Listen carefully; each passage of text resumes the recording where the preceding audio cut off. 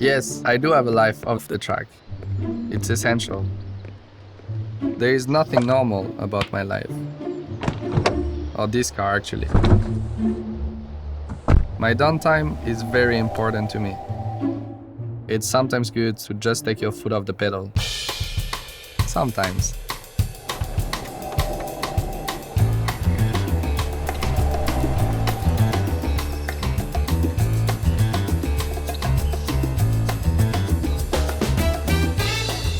I like to keep life very interesting. Interesting roads, obviously. Interesting places. And a cool car, of course. Life is way too short to coast. My advice? Get out there and don't let anything stand in your way.